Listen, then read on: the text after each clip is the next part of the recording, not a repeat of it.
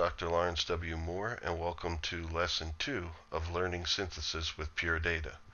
In this lesson, what we're going to do is explore overtones, harmonics, partials, and additive synthesis. So in this lesson, we're first of all going to learn what overtones are, what harmonics are, what partials are, hear them, and then see how they're important in sound design. And then what we're going to do is learn about the approach, additive synthesis. It's a technique for generating different types of sounds in the world of synthesis, and a lot of times it's used in conjunction with other techniques, but we're going to start with this technique and learn some of the others in upcoming lessons. So, without any further ado, Crafty and I are going to get started here. Now, one thing Crafty's going to do in this tutorial is really going to push me to make sure that I don't blast you with sine waves and other kinds of particles that melt your brain. And at the same time, he wants to make sure that I make patches that are nice, clean, and good looking. So I'll do my best at this point to make them good looking. We'll learn a lot of the graphic design stuff later, but I can at least try to keep from frying your brain. So let's see how I do, and I'll check in with you at the end, because Crafty actually wants me to give you some words of wisdom at the end. There's some things he'd like to share with you. Okay, let's go. Okay, so let's start the lesson here. Now, I'm starting at my website. This is the home page. It may look completely different now depending on when you're seeing this video, but right now this is after the launch of my first lesson. And I just wanted to point out that if you go to the learning page on my website, on this page, you may have to scroll down in the future, but learning synthesis with pure data is listed, and lesson 1 might be one that you want to see before doing this lesson if you haven't already seen it. Basically, if as I go on things are confusing you, then you probably need to see lesson 1. But anyway, today we're going to start. I want to point out another piece of software to you, although you're not going to have to download it or use it. I'm going to use it for demonstration purposes, but it might be good for you to take a look at it just for your own interests later on. And it's this software here. Let me get up my trusty magnifier and I'm going to zoom in on it. Boom, here we go. It's Spear, and the site's called Spear Homepage. Michael Klingbeil. Now, when you go searching for Spear, you may want to search something like Spear Digital Audio or Spear Michael Klingbeil, if you can remember how to spell it. K-L-I-N-G-B-E-I-L. Just want to make sure I got that right. And here's the page, first of all. I'm going to zoom out here, and you'll see this is kind of how the software looks. I know it looks a little crazy, but I'm going to explain it to you because we're going to look at something. We want to learn about overtones, harmonics, and partials today, and we're going to use Spear at first just to kind of visualize what these things are. If you're interested in software, just go looking for this website, and there is a download page up here, and you can go download it. It's for Mac, PC, or Windows, and Linux, so check it out. In any case, I have it open here. First of all, I'm going to show you the file folders that I'm working with. This is what we're going to be working on. This is the Lesson 2 folder. If you go back to my website, and when it's not listed now because I'm recording it now, but Lesson 2 will have a downloads area just like Lesson 1 does, with a zip for you to download. And when you download it, you'll get these files. And anyway, let's get back to them. What we want to do is load this audio file that I recorded into Spear. We're going to analyze it. And then we're going to look at harmonics, overtones, partials, and describe what these things are. So anyway, here's Spear. I already have it open. And I'm going to use my trusty magnifier to go up here to the top. I'm going to explain the display in a minute, Hold on, let me move my magnifier to the side here. But I'm going to explain it after I load in the file. I'm going to File and Open. And I need to browse for it. Joy. Okay, so I have it located in my PD folder. I no longer just have this stuff on my desktop. I have it located in its home on my system. And let's see. Yeah, I have, oops, I went the wrong way. Projects, Learning Synthesis with Pure Data Lesson 2. There we go. So here's the file that I wanted to open, recording for analysis. So let me open it. And then it gives me a few options here at first. I can choose what channels to open because Spear analyzes one channel of audio at a time. And let's see here. So I want to get these right. Yeah, the file has 2 channels. And so I'm going to let all these settings go, except I'm just going to bring in the left channel. The option I had it on was to mix all channels, which means left and right would be put together. I just want the left channel. I record this with my headset microphone, and it's a stereo mic, but most mics are mono, so I'm just going to use the left channel and then hit Analyze. The rest of these settings are fine, and we don't need to know what they are. I may explain Spear more in the future, although for this you don't even need to download it. We just need to look at it to see what's going on. So let me zoom out again, and let's do this. Let's make this take up the screen here. Okay, so what we're seeing here is a frequency analysis. And what we have on this left column, you can see there's numbers. Basically, this is the frequency spectrum all the way down to 0, and it would go all the way up to 20,000 hertz, depending on how much you zoom in. Let me see where we're at right now, which requires me to zoom in with the magnifier. But basically, here we're seeing like 1500 and below. And we're going to hear the audio file now that I loaded. But I'm going to point out things as we go, as we hear it. And I'm going to select this tool up here because this allows me to move around the software a little more easily. Okay, now, it has some playback controls up here. So when you load in an audio file, you can press play and hear it back. I'm not hearing it, so I need to set my audio device properly for it. So I need to zoom in again to do that. And that should be up here in, let me move this down. I believe it's in the edit menu under preferences. And then we go here to, let's see, general, digital, no, here, audio. Yep. I need to set this for my headset speakers, which also goes straight to the recording that you're hearing, so neither of us heard it right now.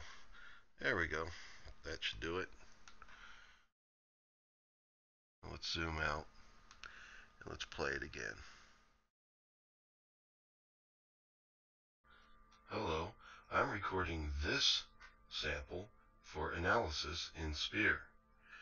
This was my speaking voice, and now I'm going to sing a tone that changes over time.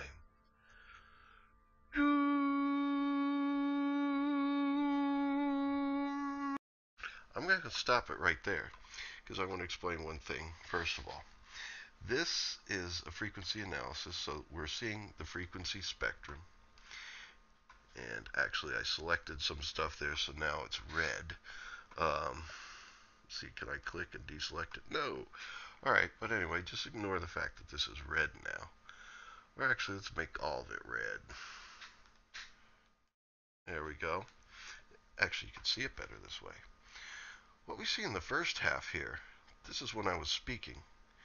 And what you see here, all these little spaghettis here, these are called partials. And There may be some harmonics mixed in with them. But basically, these are part of the frequency spectrum, and they designate the frequencies that are happening. Theoretically, you could divide all sound up into component sine waves. And just like pixels make up a picture on a computer screen, sine waves at different intensities or loudnesses make up the sonic picture we hear with our ears. And software like Spear analyzes the frequencies in an audio file, and it basically displays them and their loudnesses. Now here, when I started singing this tone, you see things started straightening out here a bit. There's still a little bit of, rough spaghettis here, but basically, and especially this one at the bottom, that's darker than the rest, this is the note I was singing. And in addition to this note, and I can tell it's the one I was singing because it's the darkest, it's the strongest, this would be called the fundamental in music. Basically, it means the pitch that you hear as a note, as a musical note that's being sung or played by an instrument. And then these higher frequencies above it that are long and straight too, those are largely harmonics. And what those are is they occur at regular intervals throughout the frequency spectrum. And their frequencies are multiples, integer or round number multiples of the fundamental. Now, I don't know what note I sung, but let's imagine it was A440. I just sung it and I didn't bother tuning it. There's probably someone out there with perfect pitch that's screaming out what note it is. But anyway, let's just say it was like A440. The first, what we would call harmonic or harmonic overtone above A440 is A880. It's the octave up. That's 2 times the fundamental frequency. 2 times 440 equals 880. Now if we multiply 440 by 3, we get 1320. That would be this one here, this harmonic. It's basically the second harmonic overtone above the fundamental. We typically call it the third harmonic though, because the fundamental is technically, I guess, a harmonic, or at least it's calculated that way number-wise. It's H1, frequency 1. And then the first overtone, the first harmonic above it, the first harmonic overtone at least, is 2, H2, frequency 2, 2 times the fundamental. And this is 3, 3 times the fundamental, and so on. These other little frequencies here that are part of the sound are what we call partials. They're non-integer numbers that are multiples of the fundamental. In other words, this one here is 880. But this thing here right below it is probably something like maybe 840 or something like that. It's below 880. And it's not a round number times the fundamental. It may be, instead of 2 times the fundamental, it might be like 1.8. Those are what we call partials. They're kind of like these little quieter overtones in between the harmonic overtones. So basically, everything above the fundamental pitch. Oh, I didn't mean to select it that way. Let me get a different tool here. Here we go. Here's the fundamental here, the dark line. Everything above it, ooh, there, that went farther than I wanted to. Let me scroll down here with the scroll bar. Okay, so anyway, everything above it is called an overtone. These are frequencies that just occur naturally whenever sound is produced in nature. And I don't mean out in the woods, I mean in the physical world. Basically, it's just a physical phenomenon that just happens. Overtones just naturally occur whenever you're making a sound. Like if you're singing a note or blowing over an open bottle, creating like almost like you do with a flute, creating a tone, plucking a string, vibrating a reed, as in the case of a clarinet or saxophone. All these ways of making sound create natural overtones above the fundamental. And now those things that are not pitched, like over here where I was speaking, these basically are showing that there isn't really a fundamental pitch. There's no pitch that's coming out stronger than the others. My voice may have a certain frequency range to it that's stronger, whether you have a low voice, medium voice, or high voice. It's going to have ranges, but it doesn't have a note. But when you focus your vocal cords and sing a note, then you get a pitch. It's a pitch sound, but you do get natural overtones above it, and the harmonics tend to be the stronger of them, and they're a big part of coloring the sound. Now you also a lot of times do get frequencies below the fundamental. Here, let me move this menu out of the way. And these are called undertones. These don't occur naturally just from the vibratory process. They occur from the fact that, we're in an atmosphere where the air molecules are getting vibrated. That's how we hear sound. And things that produce sound tend to have a natural container to them, or, like me, my voice has my head, my throat, and chest that is like a container where the sound vibrations resonate. And as they resonate there and reflect off of the surroundings, they slow down in frequency and create undertones. So this is a quieter, also natural phenomenon that occurs. But in synthesis, we largely create overtones. We largely create harmonics, especially, and sometimes partials and so forth, to create more and more interesting sounds.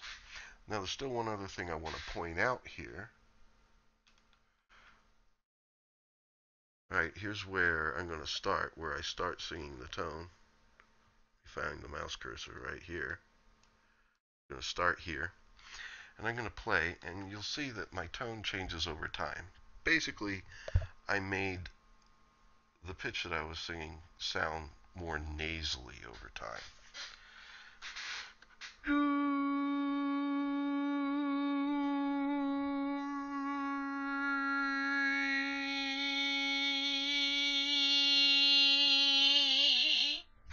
And then at the end, I was having a hard time controlling my voice, so it got wavy. But I'm going to scroll up just a little bit here. Actually, I'm going to zoom out a little bit. Let me see if it does have shortcuts. No, we do not have shortcuts. So I believe there are magnifying glasses here. Yes. I'm zooming out. So now we're seeing a larger amount of the frequency spectrum going up higher in pitch. And let me scroll back a little bit here.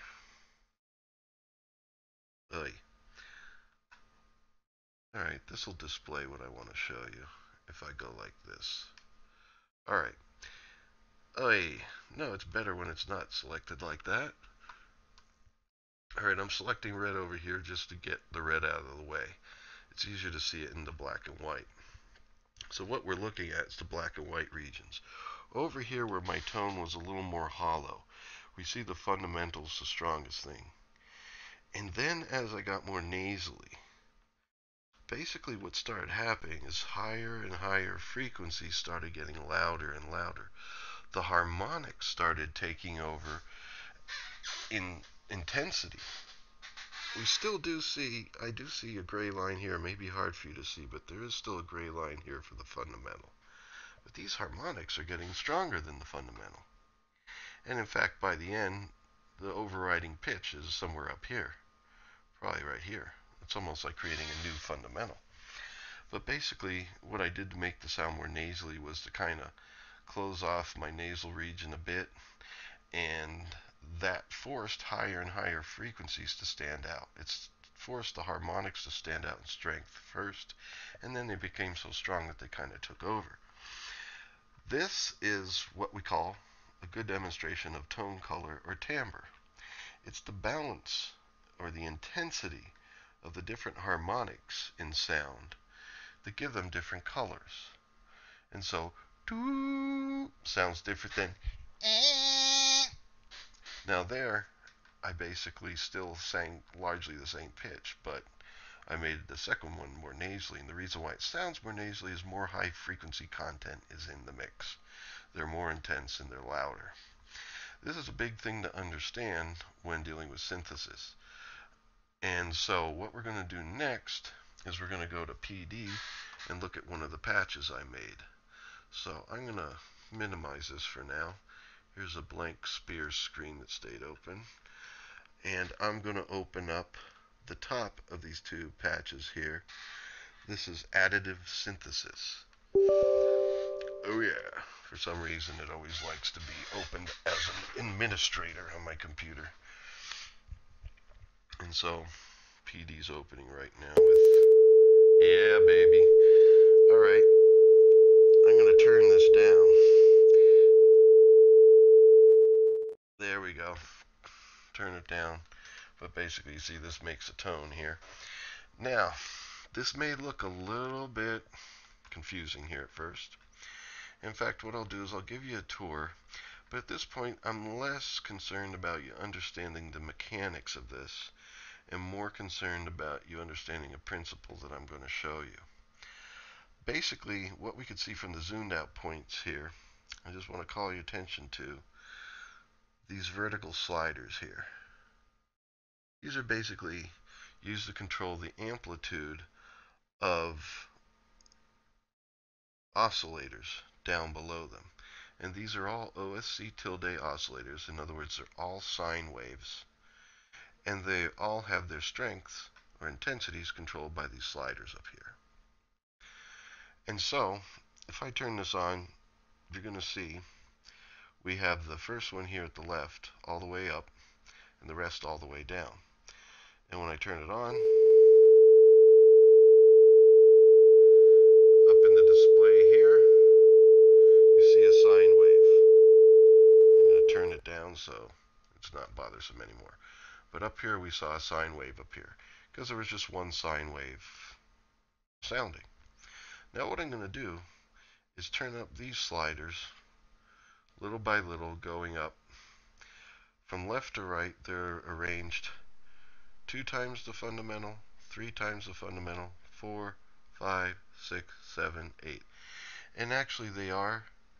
This pitch is 440 because I had it set up by default when it opened. Here I have a slider that's MIDI notes, but MIDI note number 69 is A440. I use this slider so that I could change notes more easily. It allows you to change notes more easily than sliding throughout the frequency spectrum, which is about 20 hertz to 20,000 hertz, or 20 hertz to 20 kilohertz. In ideal conditions, most of us don't hear up to 20,000 hertz, and maybe not down to 20 hertz, but let's say like 20/20 vision, this is 20/20 hearing. So anyway, what I'm going to do is turn this up again, so we'll hear the sine tone, and then I'm going to gradually raise the levels of these. These are harmonic overtones, 2, 3, 4, 5, 6, 7, 8 times the fundamental pitch. So they get higher in frequency as they go to the right. And at the same time, I'm going to try to raise them so you can hear these other sine tones enter and shape the color of this sound.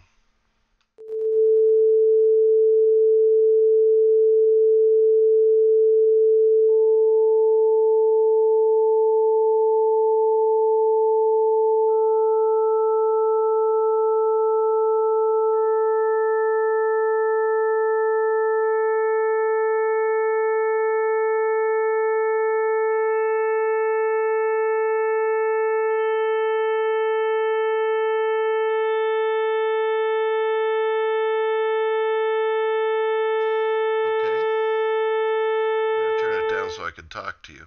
But if you look, and actually what I'm going to do is turn this up again, and I want you to look at the waveform here and see how its shape is. What I'm going to do is turn it up. I'm going to lower the frequency a bit so we can see largely the triangular shape that's been created, which is similar to a sawtooth shape. You know, because sawtooths have a rich harmonic spectrum. It's a shape where it's like a diagonal line from the top left corner down to the right. And basically, there's a formula for the strengths of the harmonics for creating a perfect sawtooth. And the more harmonic overtones that you add, the more accurate it gets. Because basically, sine waves look smooth, round, and bumpy. And basically, as you get higher in frequency and add all these things together, it starts creating a diagonal line. So I'm going to turn that up. I don't like to have the thing going while I'm talking because it's harder to hear me. But basically, I'm going to turn it up.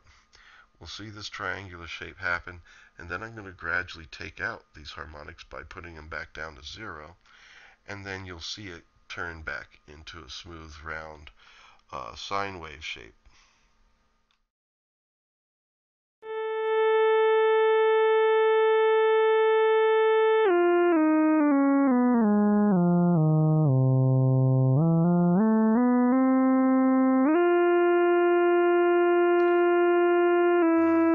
There we go. Whoops. Disappears every now and then. But you can see that's a triangular shape. Almost sawtoothy. Now as I pull these out,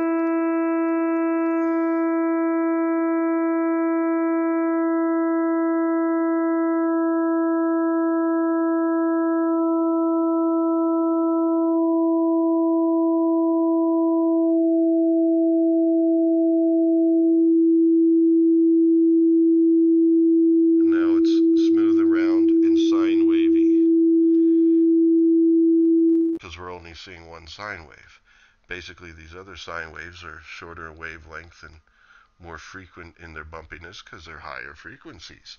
And as they come in, they bend the shape towards a sawtooth wave shape. Now, this would be called additive synthesis, when you add together different sine waves at different intensities to create different timbres.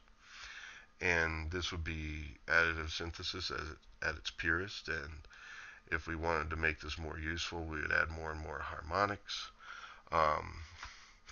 But basically, you need to keep their levels less intense, because as soon as you turn it up, and I'll do it with this one so you can hear it, it starts becoming closer in strength to the fundamental, that now it starts more like a harmony, basically multiple pitches at the same time.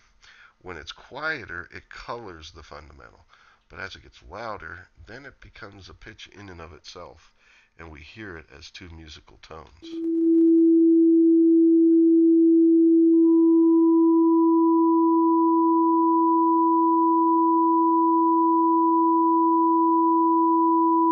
I'm going to lower the fundamental,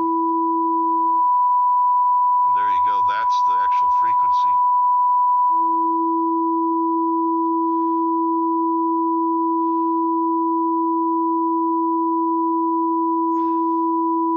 Okay, that's enough of that. So anyway, I'm not going to really go into explaining all the mechanics of this, because we're going to learn a lot of mechanics and stuff as we build other things. But we're going to build things that are a little bit more, shall we say, useful in the future for, music making, because this is good for demo work, but this is just like a pain in the butt way to make different wave shapes, because it's a lot of moving of sliders and stuff. But it's good for demonstrating the concept. But in case you're interested, basically what it is just all these oscillators here of sine waves. And what I do is I have their strengths here, controlled by the sliders, and I add up all the strengths here by using all these adders. And basically all those strengths get added up at the end. And then I divide the actual signal that comes out, because with this being 1 and these being other decimal numbers, it adds up to stuff that's more than 1, which is obviously going to distort and clip, go outside of the range of 1 down to -1. And so what I do is I divide it by the actual signal itself. And so that way, any number divided by itself equals 1. And what it basically happens there is, whatever it ends up being, like maybe 1.7 or something like that, it gets divided by 1.7 and scaled down to 1, so it all fits within the waveform display here, and so it doesn't distort. But at the same time, you have a balance, or it keeps or maintains the what would you say, the respective loudnesses or intensities of these different sliders, so you can hear the effect of the harmonics. But anyway, if you want to play with that patch, you can. I'm going to go now to the second patch in the folder here, and that's this one. This says at the end, wavetable. This actually employs a slightly different, I can delete this old PD menu or close it. There we go. There we go. Here's the new one. Now what I'm going to do is maximize it and then zoom in and show you this.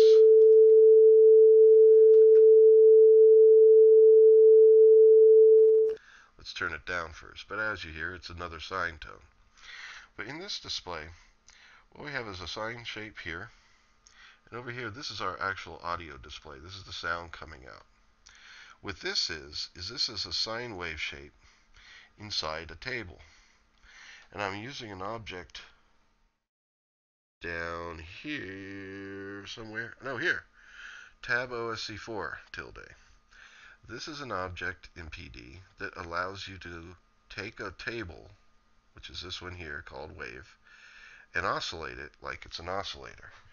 So instead of just generating the curve shape of a sine wave, it takes whatever's in this table and oscillates it, basically repeats it at the frequency that you send it. And here's where the frequency is being sent, 440. Now, as I said before, I've been making here horizontal sliders that have a range of 0 to 127. Let me go to its properties. You see it's 0 to 127, 128 pixels wide. So if you're accurate with the mouse, you can go from 0 to 127 step by step. And basically what that is that's giving me MIDI note numbers, because the MIDI note number range is 0 to 127.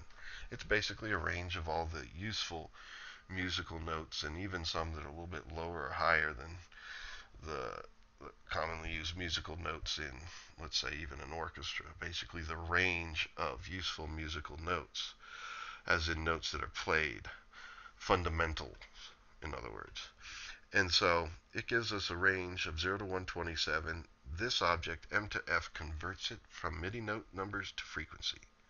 So that's where the MIDI note number 69, which is A440, it converts that to 440. Now, if I go down to 60, for example, and I could do this with the sound off. I went past it. Hold on here. There we go. 60 even is middle C. Basically, the MIDI note range of 0 to 127, a little bit lower than the middle of that range is 60, and that's middle C. All the numbers that are divisible by 12 are C's in the MIDI range of notes. So 48 would also be another C. It'd be the C below middle C.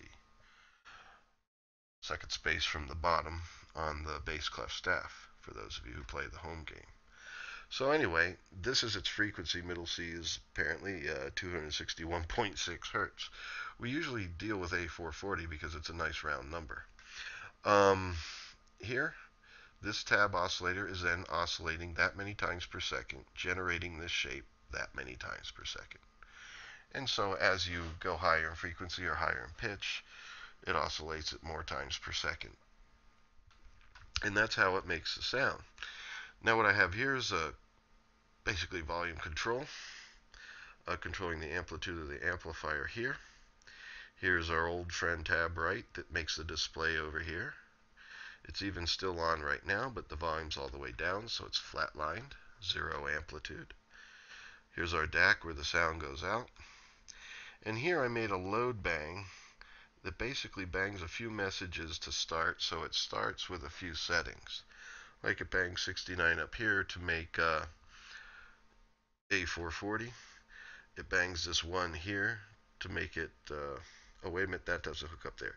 It bangs the one to the toggle box to turn on Metro to keep tab right writing, just like from lesson 1. And then here we have 0.2. By default I have it at 0.2 amplitude because in the last episode things were blasting out too loud, so in this case I made sure it would come out quieter. And then here, this is PD DSP1. This is a message that tells PD to turn DSP on. So when the patch opens, sound is already on. It's the same DSP on and off that we learned about in lesson 1 from this media menu. And it has these shortcuts here. But you can send messages to PD to turn it on and off as well. In the messages, semicolon alone on the first line, because this message, as you see, its outlet goes nowhere. It's basically a wireless message. And wireless messages always start with a semicolon on a blank line. And then I type PD, that means hello PD, wake up. DSP1, meaning turn digital signal processing on. And you terminate it with a semicolon. And that's it. And the load bang is the object that basically sends out a bang as soon as this patch opens. And what it does is sends out these values and turns on DSP, and we're all good. It also bangs this, and this is what we're going to focus on now. This is a message that, as you see, it's wireless, semicolon. Then on the second line it says wave. That's the name of this table here. And then it says 512. Oh, I'm sorry. Excuse me. It says sign sum 512 1. Sign sum is a command to the table wave to say, all right, let's sum up or add together sine waves. And the sign sum function, basically right after it, you got to tell it what your table size is going to be. And the rule is the table size needs to be a power of 2. Well, in reality, it's a power of 2 plus 3. And I'll show you what that is in a second right here. I'm going to go to the table's properties. And so we see these menus that we saw last time. And one of them is its size. You see here it says 515. The 512 here says, okay, make the size 512. But for the sign sum thing to work, it just adjusts it for you and says 515. Because 512 is literally the size in dots going left to right across the table, just like in lesson 1, except it adds an extra 3, 2 at the end and 1 at the beginning, to make sure it starts and ends on the same point. So that basically when it's oscillating this waveform, it goes up and down and right back to where it started. So as it repeats this and cycles through this wave shape, it continually begins and ends on the same points. That eliminates an artifact from occurring, which is like a snapping sound when you hear it. Basically, it makes it sound smoother. And so that's why you need it to be a power of 2 plus 3. Why specifically a power of 2? Well, that has to do with how the tab oscillator works. We're not going to go into that at this moment. But if you put here, just so you understand how to use it, if you put here a power of 2 number like 512, 1024, 2048, you're good. The higher the number in frequencies that you can put in this table here. Because what sine sum does is it adds together different sine waves at the harmonic numbers in order, the harmonic overtones in order, and it adds them together according to the strength that you put here as a number. Let me show you. I'm going to make another one here, semicolon. By the way, this is Control 2 is the shortcut for making a message box. Put a semicolon on a blank line. Now, one thing is when you make a semicolon, hit enter, it doesn't go to the next line right away. But don't worry, it will when you start typing. And so you type wave, sine sum, 512. I'm going to put 1 again. And now I'm going to continue it. But let me show you what it means. We've already been through here to the table size. 1 means the first harmonic, or the fundamental, is going to be strength of 1. It's just like in the amplitude numbers. It's a range of 0 to 1. And so Proportionately, this basically says how strong your harmonic overtones are compared to your fundamental. You want your fundamental to be 1. So I'm basically making it 1 there. And now what I'm going to do is make the next harmonic 0.5. That obviously would be half strength, or half the amount of the fundamental. Now I'm going to hit this by going into run mode, Command E or Control E. Let's get the wave display up there. So now let me hit it. Okay, now you already see it pop outside the box. Well, that's okay for now, because I can still see the concept here. There we go. Let's just move that. And basically what it does is, now we still have our first fundamental frequency, and then you see other bumps in here.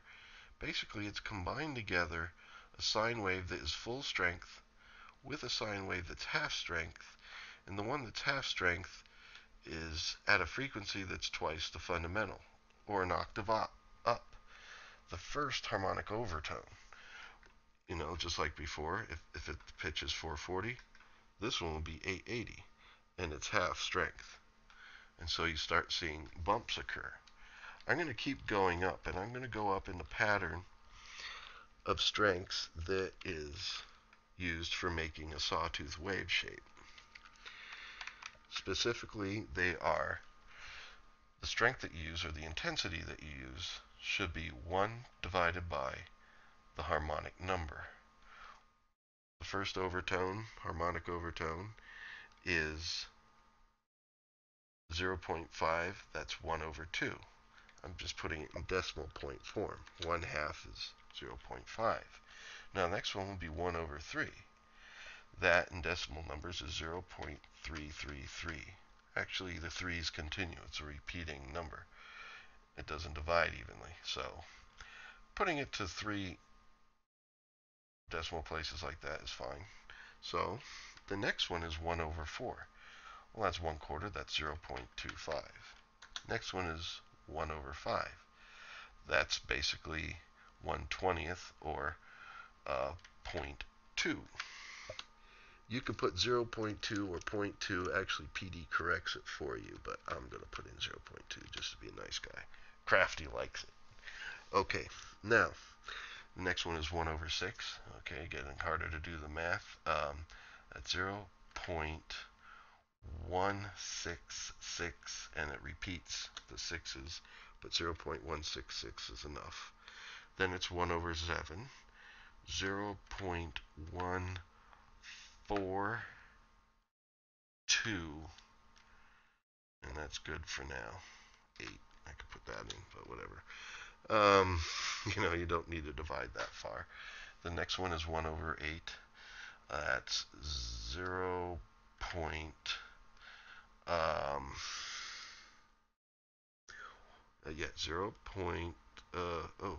1 over 8. Yeah, 0.125. Yeah, that's half of 1/4. There you go. So that makes sense. Half of 0.25 is 0.125. Then the next one is 0.111. That's 1 over 9. 1 over 10 is easy. That's 0.1. 1 over 11. 0. Now we got to go 0. 9. Okay, let me do this in my head a little bit better. 1 over 11. Yeah, 9, 0, 9, I believe, so, or at least close to that. Next is 1 over 12, 0.0. Let's see, that's 5, 6, 7, 8.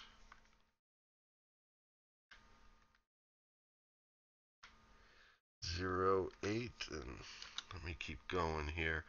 1 over 13. Okay, it's time to pull out this thing called a calculator. Alright, there we go. Nice Windows calculator comes up here. So let's do this. 1 divided by 13 equals 0.769 should be enough.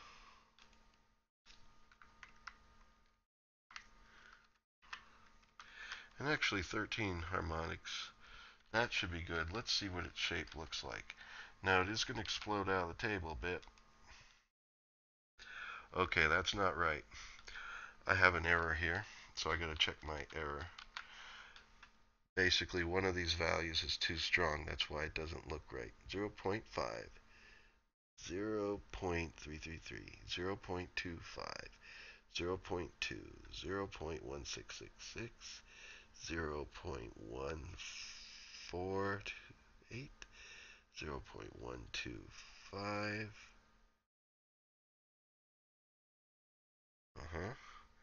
0.111, 0.1,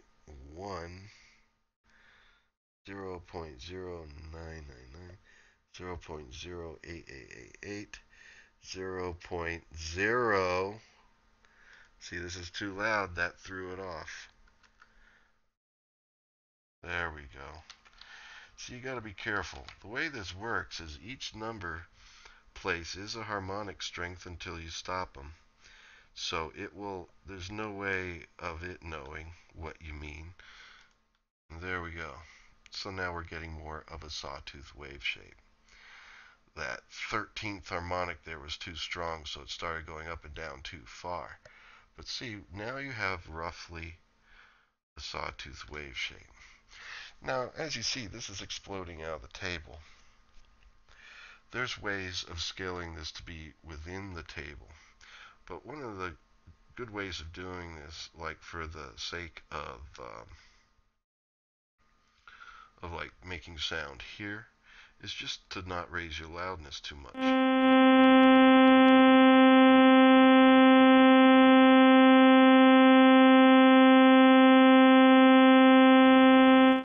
And so you hear that kind of buzzy sound of the sawtooth.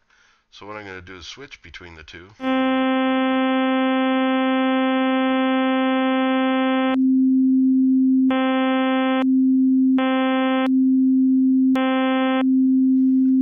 There you go. So this is just a nicer way, or more convenient way, of using additive synthesis, although really what we're doing is we're using wavetable synthesis. But the way we're creating our waveform is through the sine sum function, so it's somewhat additive in a way.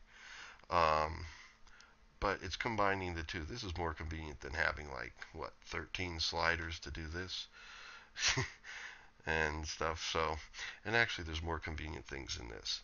Right now I'm just showing you the principles, that how waveforms, like sine waves, can be added together to make different wave shapes.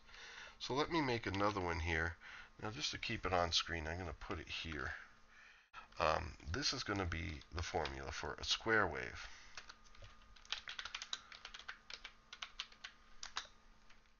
So, wave, sine sum, 5/12. And then we're going to put in 1. Now we're going to include the same harmonic formula here, except we drop out the even number partials. Like partial number 2, 1/2. You got to put something in, so you put in a 0. Basically, it's not present, but it doesn't, if you skip harmonics, there's no way it knows that. It basically needs you to list numbers in order of harmonic number. So you put in a 0 for 1/2, the second harmonic. And so, let's go on. 1/3 is included, so that's 0.333. 1/4 is not, so I put a 0. 1/5 is included, so that's 0.2. 1/6 is not, so I put a 0. 1/7 is 0.148. That's good enough. Then 1/8 is not included, so I put a 0. 1/9 is 0.111. 1/10 is not included, so I put a 0. 1/11 is included, 0.0909 space. Then 1/12 is skipped, so that's a 0. Then 1/13 is 0.033. 7, 6, 9, and then I'll put a semicolon. All right. Now this is going a little bit off the screen here. I think I'm going to take away the magnifier so we can see all this occur. I just need the magnifier for myself to get close at times. Okay. So now here we go. We have three different waveforms here. Top one sine wave, middle one sawtooth, and the bottom one square wave.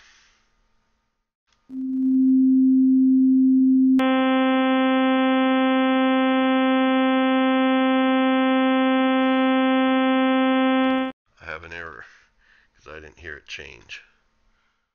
So let me zoom in and fix it. Errors are all part of the game here in PD. You just gotta learn to fix things, and that's why I let myself,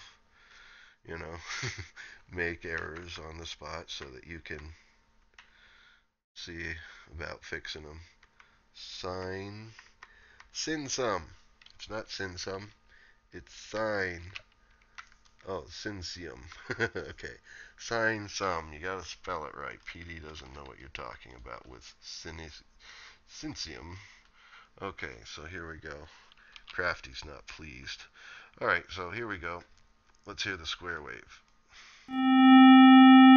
As you see, the square wave is kind of like Bart Simpson's head over here. But basically, as you add higher and higher frequencies or higher and higher harmonics, these bumps get smaller and smaller, and eventually, theoretically, they would disappear and make a nice, smooth, square shape. But basically, this shows you how sine waves do make up all these different wave shapes. Now, there's also the triangle wave. I don't think I'm going to go through and actually do that one, but basically, it's just like the square wave. It doesn't have even harmonics, but the odd harmonics are not just 1 over the harmonic number. They're 1 over the harmonic number squared. So, for example, harmonic 3, which is normally 1 over 3 or 0.33, is 1 over 3 squared, which is 1 over 9, or 0.11,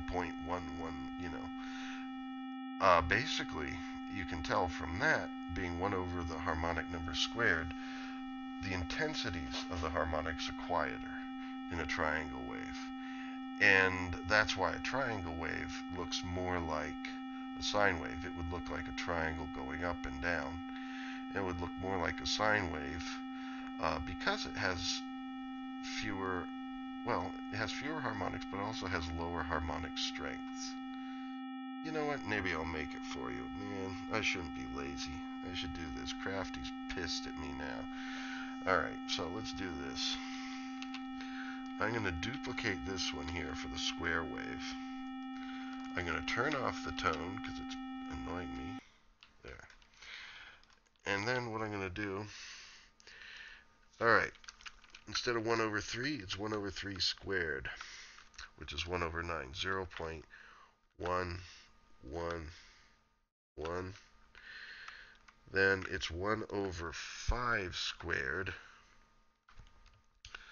instead of 1 over 5. So 1 over 25 is 1 over 5 squared.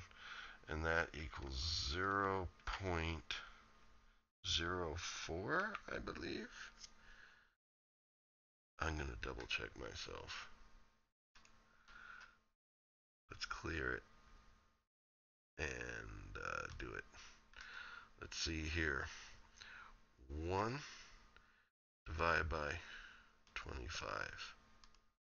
Yes, it is. I just wanted to make sure. And then we skip 1 over 6, and then 1 over 7 squared is 1 divided by 49. This is why I didn't want to do it, but Crafty wants me to do it. 0.0204.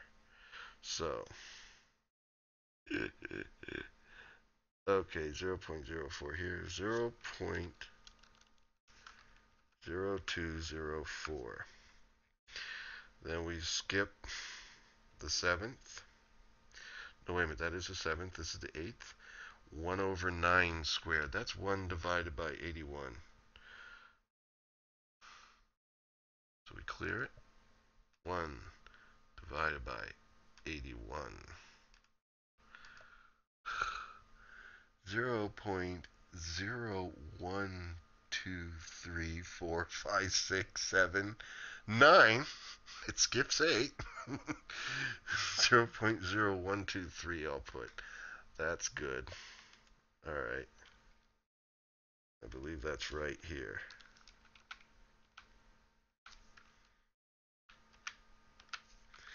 This is 1 over 10 skipped. 1 over 11 squared here. Let me delete the rest of these so I get this right.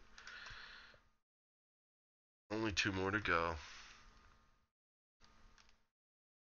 11 squared. 11 times 11. 121. So 1 divided by 121.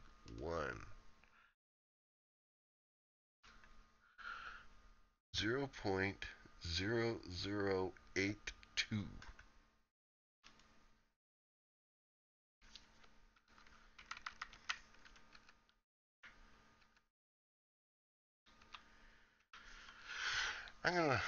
Well, let's do the 13th. So we have a 0 for the 12th. Let's do the 13th. I'm trying to do 13 times 13 in my head. So 130 plus 3 times 13, 26, 39. 169. So 1 divided by 169. 0.0059. All right.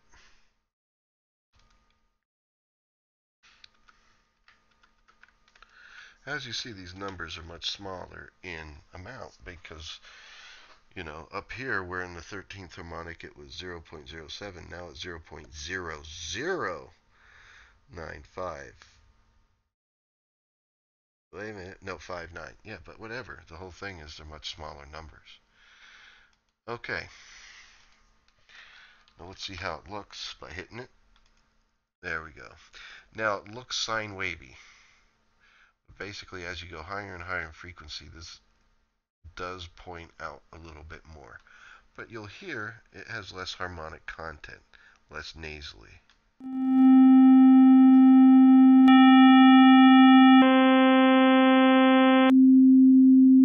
So definitely the one that has the most harmonic content, the most nasally, is the sawtooth. And that's the way it's supposed to be, because its harmonics are louder and there's more of them because the even and the odds are included. So, in any case, this, obviously, as you can see, is good information to know. But for making a synthesizer, wavetable synthesis is a good way to go. But creating the shapes this way with sine sums, you know, it's not necessarily the best. What we're going to do in lesson 3, though, is we're going to still pay attention to wavetable synthesis, but we're going to focus it in a different way. We're going to get into wave shaping. And that's where we literally make a square wave shape, or we make a sawtooth shape or a triangle shape by executing the lines, or at least putting in the numbers that are needed to create those shapes accurately, rather than adding together all these sine waves to get still somewhat inaccurate square and sawtooth shapes. And wave shaping is definitely a much easier way to get that actual shape. And at the same time, if you do it in a way, especially employing wavetable synthesis, you could create those shapes, save it to a wavetable or save it out to a file, and then you don't have to make it again. You know, so it's a way that you can have an oscillator like tab oscillator here that's just one oscillator, not 8 like in the first example, but one oscillator, and it can make whatever shapes you send to it with messages and so forth. But in wave shaping, it's going to take a little more construction. So next time we'll be doing that. So anyway, just before we sign off here, and I give you Crafty's words of wisdom, let me close PD here. Do I want to save this? Yeah, why not? I don't know what I did to it, but save it. Yeah, oh, actually, yeah, that'll save all the wave shapes that I added to it, and you'll be able to see them right there when you open this up. Basically, I'm going to zip this all up and put it in a zip file and put it on the website in the listing for lesson 2 right down below, like I have here. Also, check out, I'll have links in the annotation section to things that are relevant, such as the Spear homepage and so forth. Alrighty. Okay, so I hope you enjoyed that lesson on overtones, harmonics, and partials, as well as the overview of the approach additive synthesis. Next time, what we're going to look at in lesson 3 will be some more wavetable synthesis. And, today we used it in somewhat of an additive approach, but we're going to do a little bit of wave shaping. So we're going to do some wave shaping and a little wavetable and just kind of see how these work together. So that'll bring us to 3 approaches: additive, wavetable, and wave shaping. They're 3 kind of different things, but they can be working together in a number of different ways. And so we'll look at what they are on their own and then how these things work together. So that'll be next time, and actually by the end next time we're going to have our own little module that'll be a basic synthesis module. So by the end of next time we're going to have a nice cool piece of construction already going. So anyway, as I said earlier, Crafty wanted me to share something with you. Now this is just purely from Crafty, so take it for what it is. Esta noche somos jóvenes. Entonces, ponemos en fuego el mundo. Podríamos volar más alto que el sol. Llévalo, Chewbacca. Llévalo.